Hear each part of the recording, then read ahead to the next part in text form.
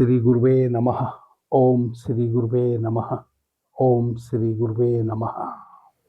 आदरणीय मित्रों, यदि आपके जीवन में किसी भी विधि से आज तक ध्यान नहीं घटा है और आपकी ध्यान में रुचि है, आप गहन ध्यान में प्रवेश करना चाहते हैं, आज जो ध्यान की विधि आपके समक्ष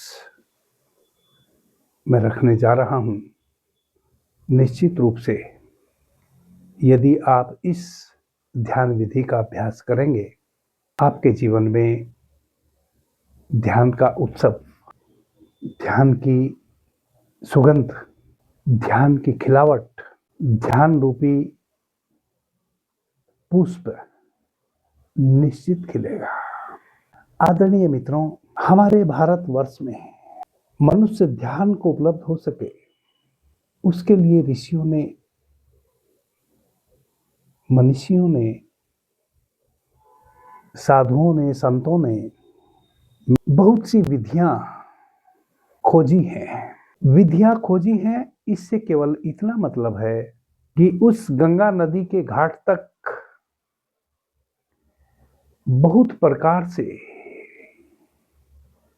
मनुष्य पहुंचा है और गंगोत्री में स्नान किया है।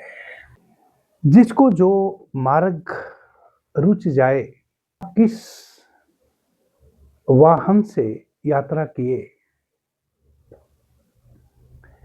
आप किस मार्ग से गुजरे, मूल्य तो केवल इस बात का है, आपने चाहे जिस वाहन का उपयोग किया अपनी आत्म चेतन यात्रा के लिए, या जिस विधि का उपयोग किया, आपका गंगा में सद स्नान हुआ कि नहीं। यदि हुआ तो किसी भी मार्ग से आप पहुंचे हों, वही मार्ग अभूतपूर्व बन जाता है, मूल्यवान बन जाता है और नाना मार्गों से, नाना प्रकार के वाहन से, वर्तमान में भी और पूर्व में भी मनुष्य उस ज्ञानोदय को उपलब्ध हो चुका है, उस ज्ञान गंगा में गोते लगा चुका है। आदरणीय मित्रों, जो विधि आज मैं आपके समक्ष बताने जा रहा हूं, यह विधि भगवान भैरव ने माता भैरवी को बताई थी। 39 नंबर सूत्र में विज्ञान भैरव तंत्र, जो महान ग्रंथ है इस जगत का, जो भगवान शिव का ही स्वरूप भगवान भैरव भी हैं, भगवान शिव के द्वारा रचित यह तीसरा महान ग्रंथ है। शिव सर्वोदय विज्ञान शिव संहिता के बाद जो मनुष्य के लिए बहुत कल्याणकारी है।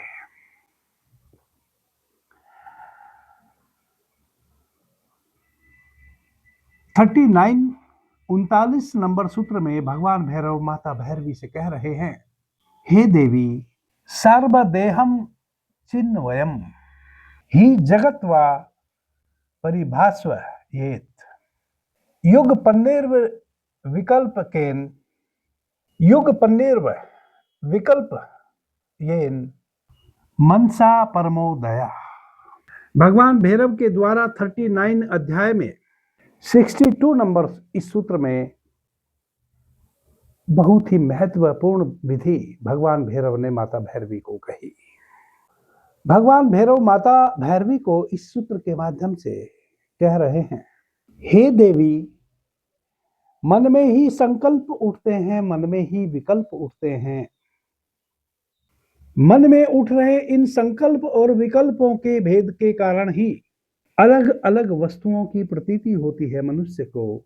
देवी, मनुष्य का जो मन है, जब तक आप मन में स्थिर रहेंगे, तब तक उस अभेद को कभी ना जान पाएंगे, क्योंकि जब तक मन है, मन का कार्य ही है भेद पैदा करना, विकल्प पैदा करना, और जब तक किसी भी विकल्प में मनुष्य पड़ा है तब तक वह उस अभेद को यानी कि मुझ भैरव को नहीं जान सकता। उस अभेद ज्ञान को प्राप्त करने के लिए मनुष्य को मन के पार जाना पड़ेगा। बिना मन के पार गए उस अभेद को,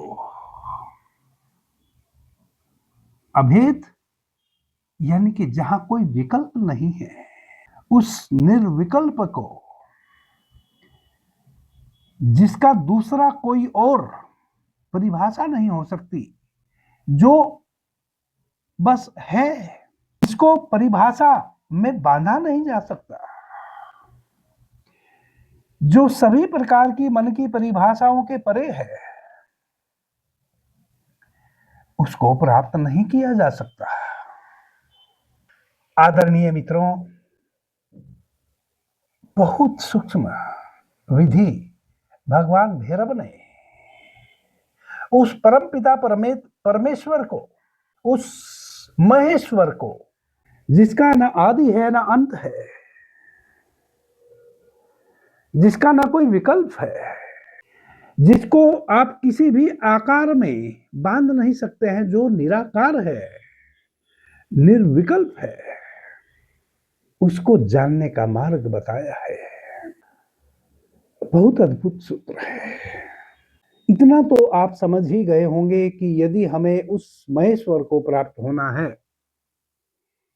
यदि हमें उस निर्विकल्प को उपलब्ध होना है, तब मन के सभी प्रकार के विकल्पों से मुक्त होना पड़ेगा, क्योंकि मन निरंतर भेद पैदा करता है। आप स्वयं भी अच्छे से जानते हैं। आप आंख बंद करके इस विचार के साथ शांति से बैठने का प्रयास करें कि मुझे आत्म केंद्रित होना है। आपका मन आपको झूठा एक स्वपन, एक स्वांग आपके अंतस में रच देगा, जिससे आपको यह आभास होगा कि अरे मैं तो पहुंच गया, आहा कितनी परम शांति भीतर है, मैं तो शांति को उपलब्ध हो गया।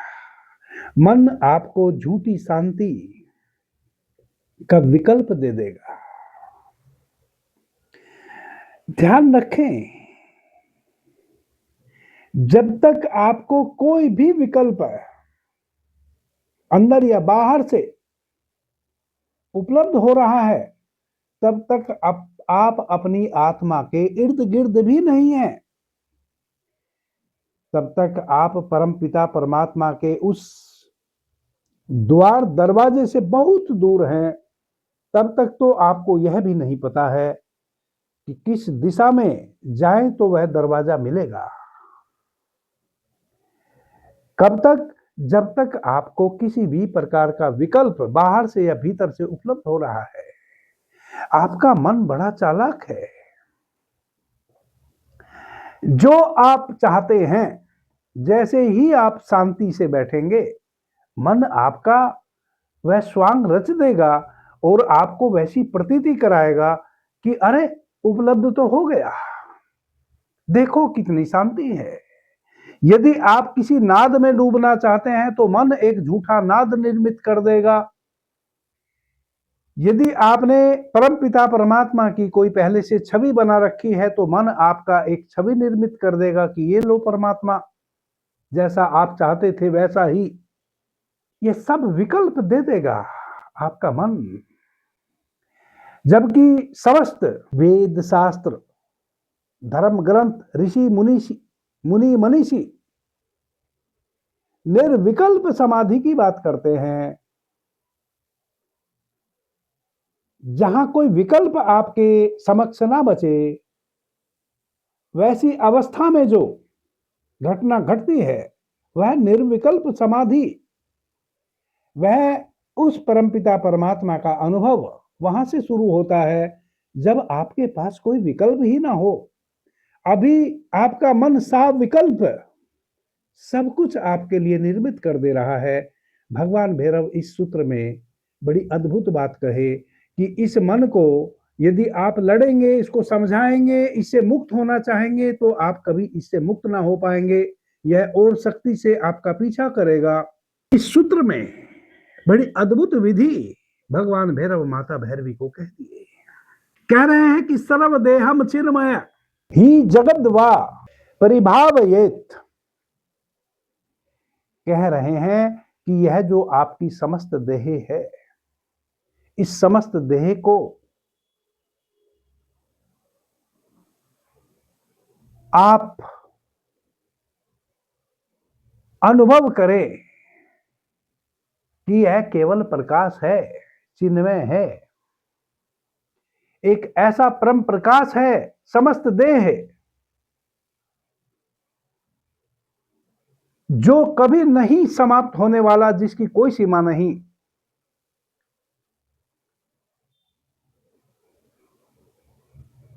जो प्रकाश कभी मिटेगा नहीं। कहते हैं कि वैसा अनुभव करें भीतर, जैसे ही समस्त कर्मणेंद्रिय और समस्त इंद्रियों को एक परम प्रकाश के रूप में भीतर महसूस करेंगे, तैसे ही आपके मन के पास कोई विकल्प ना बचा। क्योंकि आपने कुछ भी अधूरा छोड़ा ही नहीं मन के लिए। जहां मन अपना स्वांग रचे, आपने तो अपनी इस समस्त देह को ही प्रकाश स्वरूप में आंख बंद करके मान लिया। जब आपकी इस देह का एक एक अंग आपकी मान्यता के अनुसार केवल प्रकाश ही बचा और कुछ बचा ही ना, तब आपके मन के पास अब कोई विकल्प ना बचा कि वह किसी भी प्रकार का स्वांग आपके समक्ष रचे, वह कुछ भी नया निर्मित करे, वह किसी भी प्रकार का कोई विकल्प आपको प्रदान करे।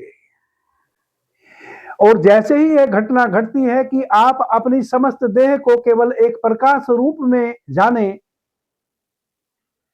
तैसे ही मन विदा हो गया। तैसे ही कुछ ही क्षणों में यदि सच में आप कामयाब हो जाएं इस बात के लिए कि आप अपनी समस्त देह को एक प्रकाश पुंज समझें, प्रकाश के अतिरिक्त और कुछ भी ना समझें, केवल चिन्ह में समझें, एक ऐसा परम प्रकाश जिसका ना कोई और है ना छोर है, जो कभी खंडित नहीं होने वाला है, ऐसा समझने भर से ही एक घटना बहुत बड़ी घट गई कि कोई विकल्प ना बचा मन के लिए। और जैसे ही कोई मन के लिए विकल्प ना बचा, मन ना जाने कहां खो गया। क्योंकि मन जैसा कुछ था ही नहीं। मन तो आपकी समस्त इंद्रियों और कर्मेंद्रियों का जोड़ था, जो आप अपनी आंखों से, कानों से देखते हैं, सुनते हैं, स्वाद लेते हैं, जिह्वा से, अपनी इंद्रियों के माध्यम से नाना प्रकार के अनुभव करते हैं। उन सभी अनुभवों का मन तो केवल जोड़ था। समस्त इंद्रियों को आपने एक प्रकाश के रूप में स्वीकार कर लिया, तो मन भी विदा हो गया। और यह जो मन विदा हुआ, यह भी एक केवल कहने भर की बात है कि मन विदा हो गया। क्योंकि जो था ही नहीं, वह विदा भी कैसे हो। बस आपकी समस्त इंद्रियां एक प्रकाश के रूप में, एक प्रकाश पुंज में परिवर्तित हो गई।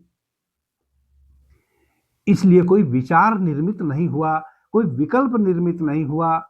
विकल्प निर्मित नहीं हुआ, तभी उसी क्षण आप निर्विकल्प हो गए। आदरणीय मित्रों, कितना अद्भुत, कितना चमत्कारिक यह सूत्र है।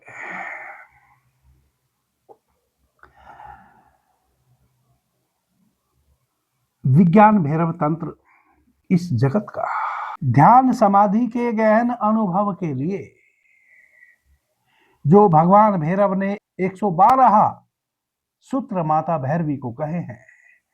एक भी सूत्र यदि आप अपने जीवन में जी लें,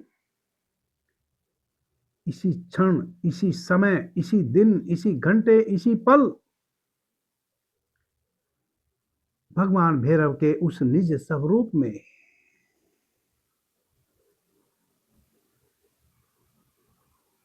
आप स्वयं को उसी पल, उसी क्षण भगवान भैरव के उस महेश्वर स्वरूप का, उस एक चेतन तत्व का जिसका कोई विकल्प इस समस्त जगत में नहीं है, उपलब्ध हो सकते हैं। करना क्या है? सब कुछ तो भगवान भैरव ने इस सूत्र में कह दिया।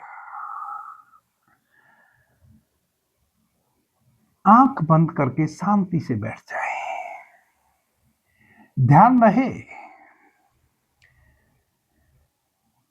सबसे सुलभ है मनुष्य के लिए ध्यान करना सुबह में, क्योंकि आप रात्रि निद्रा से ताजे ताजे अभी आए हैं।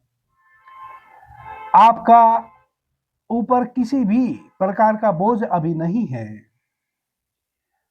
अभी आप निद्रा से जगे हैं। कुछ ही समय पहले आपने स्नान किया है।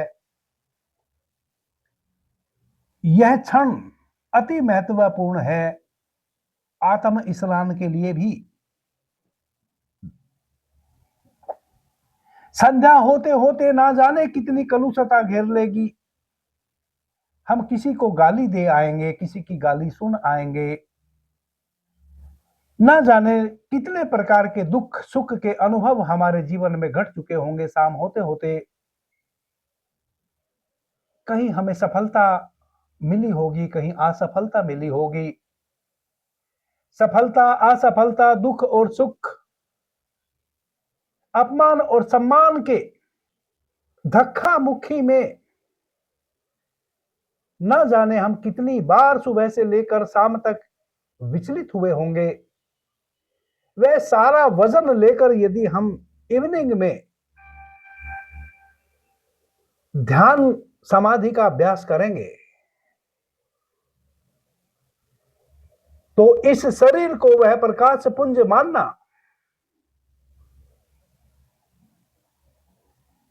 एक बहुत ही कष्टप्रद, संघर्ष भरा,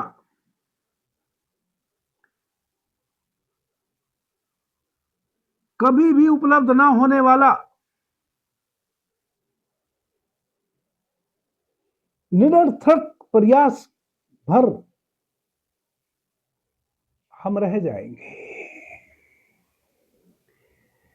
कभी भी ध्यान रखें, जिन मित्रों को ध्यान नहीं घट रहा है जीवन में, उनको सुबह उठते से ही, निद्रा से जगते से ही, अपने नित्य कर्मों से निर्वृत्त होकर स्नान इत्यादि करके शुभ्र आसन पर बैठकर इस ध्यान के अभ्यास को करना चाहिए।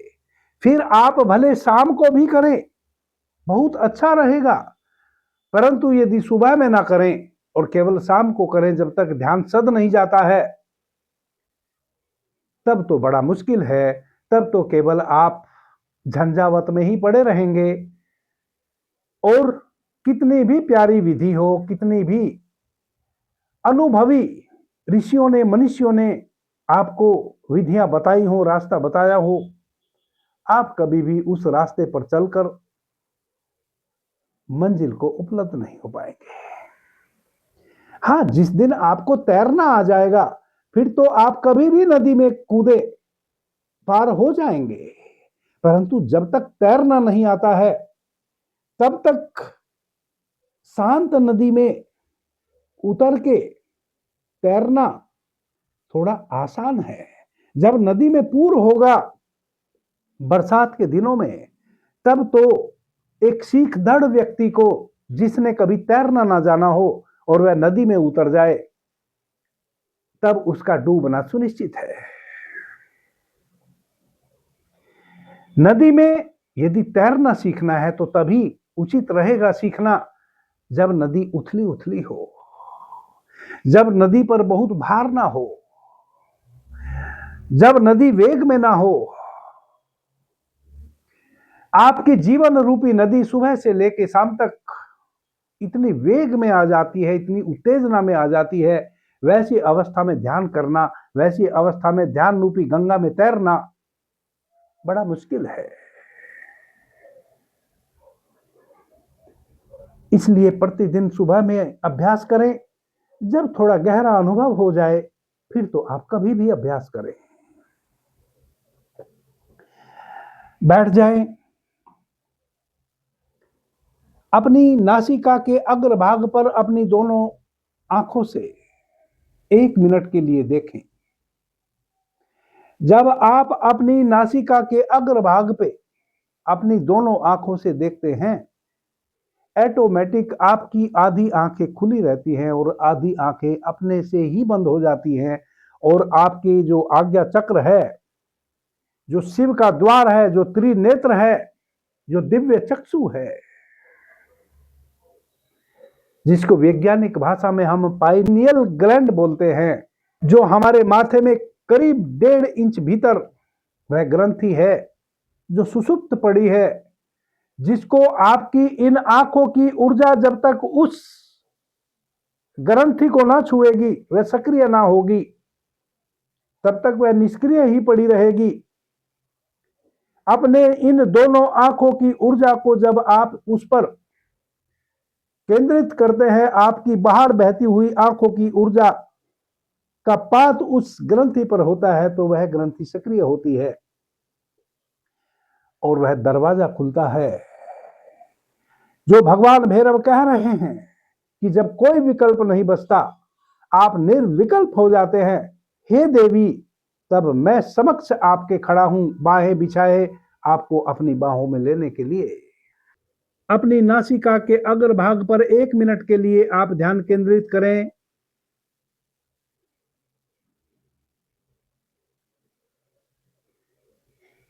एक मिनट के बाद पलकों को गिर जाने दें।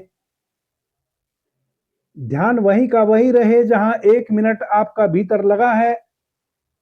आपने तो अपनी नासिका के अग्रभाग पर देखा है, परंतु आपकी आंखें वैसे भीतर पलट गई हैं। और जब पूरी तरह आपने अपनी पलकों को गिर जाने दिया है होले से, तब आपकी दोनों आंखें जो बाहर ऊर्जा को बहा रही थी, विसर्जित कर रही थी, जो आपके अंदर की महत्वपूर्ण ऊर्जा है, एनर्जी है, जो आंखों के माध्यम से सर्वाधिक बार बहती है, उसी ऊर्जा को अब आपने अपने आज्ञा चक्र पे अपनी आंखों के माध्यम से डोनेट करना शुरू कर दिया है। जब आपकी इन साधारण सी आंखों की ऊर्जा आपकी उस थर्ड आई पर, जिसको मैंने पीनियल ग्लैंड कहा है, जिसको दिव्य चक्षु कहते हैं, त्रिनेत्र कहते हैं, शिव नेत्र कहते हैं, आज्ञा चक्र भी कहते हैं, उस पर पड़ती है, तब वह प्रकाश पुंज वहां से डेवलप होना शुरू होता है। आपकी साधारण सी आंखों की बाहर बहती हुई ऊर्जा प्रकाश तरंगों में परिवर्तित होने लगती है और यहीं से आप नहाना शुरू कर देते हैं उस प्रकाश पुंज से। आप देखें कि आपके शरीर का एक एक ऑर्गन, एक एक अंग आपके आज्ञा चक्र से, आपकी आंखों के द्वारा बह रही ऊर्जा से, ऊर्जा तरंगों से जो प्रकाश झर रहा है, उस प्रकाश में आप नहा रहे हैं। एक एक अंग आपका परम प्रकाशित हो गया है। प्रकाश के अतिरिक्त आपके समस्त शरीर में कुछ भी नहीं बचा, केवल आपके शरीर के एक एक अंग प्रकाश भर रह गए। इस प्रकाश को आप महसूस करें, इस प्रकाश में नहाएं, इस प्रकाश को अपने शरीर के एक एक अंग में महसूस करें, इस प्रकाश में सद स्नान करें, डूब जाएं और डूबे रहें। 1 दिन के अभ्यास में, 10 दिन के अभ्यास में या 10 माह के अभ्यास में, जरूरी नहीं आज ही आपके समक्ष वैसी घटना घट जाए जो मैं कह रहा हूं। जिस दिन आप इस विधि को इस रूप में करने में कामयाब हो जाएंगे कि आपके आज्ञा चक्र से एक प्रकाश, जो आपकी खुली आंखों से बाहर बहती ऊर्जा थी, उसी से वही ऊर्जा अब आपके आज्ञा चक्र पे पड़ रही है और एक प्रकाश झल रहा है और आपके शरीर का एक एक अंग प्रत्यंग केवल और केवल प्रकाश भर रह गया है। प्रकाश के अतिरिक्त और कुछ भी ना बचा। जिस दिन आप इस अवस्था को उपलब्ध हो जाएं, आज ही हो सकते हैं, अभी जब मैं आपको बता रहा हूं और आप अभ्यास कर रहे हैं, कल हो सकते हैं, परसों हो सकते हैं, तरसों हो सकते हैं, नरसों हो सकते हैं, 1 माह में हो सकते हैं, 10 माह में हो सकते हैं, कभी भी प्रभु की अनुकंपा हो सकती है। जिस दिन आप इस प्रकार से इस प्रकाश को क्रिएट कर लेंगे, नहा लेंगे, उस दिन आपके मन के पास कोई विकल्प ना बचा। वह अवस्था आ गई निर्विकल्प। और जैसे ही निर्विकल्प यानी कि प्रकाश के अतिरिक्त कुछ भी ना बचा, प्रकाश के विपरीत अंधकार। अंधकार कहीं कोने कातुर में बचा ही नहीं। 100% प्रकाश ने एक एक कोने को घेर लिया शरीर के। कहीं भी अंधकार जैसा कुछ भी ना बचा, यानी कि कोई विकल्प ना बचा। वह जो निर्विकल्प अवस्था है, उसी क्षण आप उस भैरव के लोक में प्रवेश करेंगे। करेंगे नहीं, यह भी केवल समझाने के ख्याल से मैं कह रहा हूं। इसके लिए मैं क्षमा भी चाहता हूं, आपसे नहीं, भगवान भैरव से। चूंकि कर तो यहां आप कुछ भी नहीं पाएंगे। अब तो जो भी होगा वह होगा। यहां किया कुछ भी नहीं जा सकता। किया तभी तक जा सकता था जब तक आपके समक्ष कोई विकल्प था। अब तो आप निर्विकल्प हो गए। अब जो होगा वह होगा, और वह वही होगा जिसकी समस्त शास्त्रों ने प्रशंसा की है, समस्त वेदों ने प्रशंसा की है। आप उस एक ओमकार में प्रवेश कर जाएंगे। आप उस अंतिम को उपलब्ध हो जाएंगे जिसको आप पर भैरव कहें, जिसको आप महेश्वर कहें, जिसको आप आत्मा कहें, जिसको आप परमात्मा कहें, जिसको आप ब्रह्म कहें। आप जो नाम देना चाहें वह दें। उसके अतिरिक्त अब और कुछ भी आपके लिए होने को बाकी ना बचा। आप उस अवस्था में होंगे।